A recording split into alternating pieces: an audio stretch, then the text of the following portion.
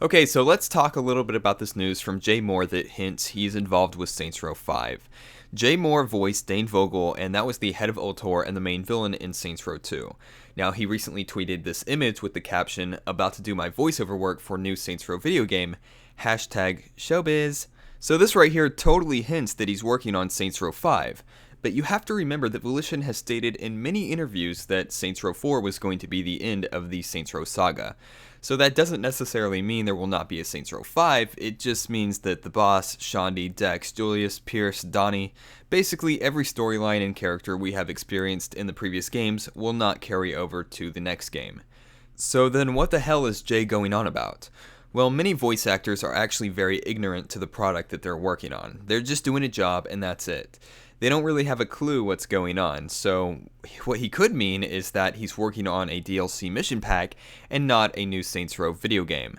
But then again, you have to remember that it was reported from a few different sources that there were only going to be 2 mission packs for Saints Row 4, meaning that Jay could be doing work for Saints Row 5. Or if you really look into it, they say there's only going to be 2 mission packs for the Season Pass, meaning that when the pass is over, there could be more mission packs. But of course, let's not forget about this cute little Easter egg that states Saints Row 5 could drop as early as 2015, meaning that they could be doing voice acting work this early.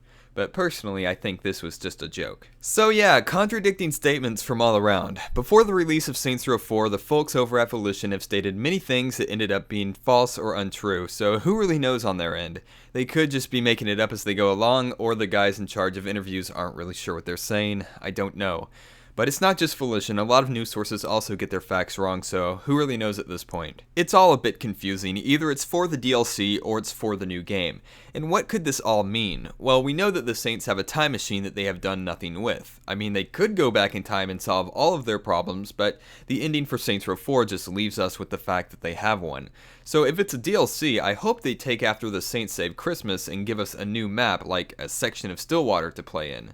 But if it's not a DLC and it's actually Saints Row 5, then that sets up for a whole new epic storyline which could span across the old Saints Row games, like a more in-depth take on visiting the old areas of Saints Row 1 and 2, and maybe 3. On the monitor in the recording booth, there's a Saints Row 3 promo image. What the hell could that mean? Probably nothing. Personally, I want to say this whole thing is for DLC because, well, Dane Vogel was actually cut from Saints Row 4, so it hits a little closer to home. But the potential for Saints Row 5 is through the roof if they continue with the idea that the Saints have a time machine and they go back to save Earth. So really, I don't know. Let me know what you think about all this in the comments below. Post your theories, your ideas, or whatever you want. I always enjoy reading fan theories. I can't get enough of that shit. Anyway, I will try to keep you guys up to date if there's any more news. Later.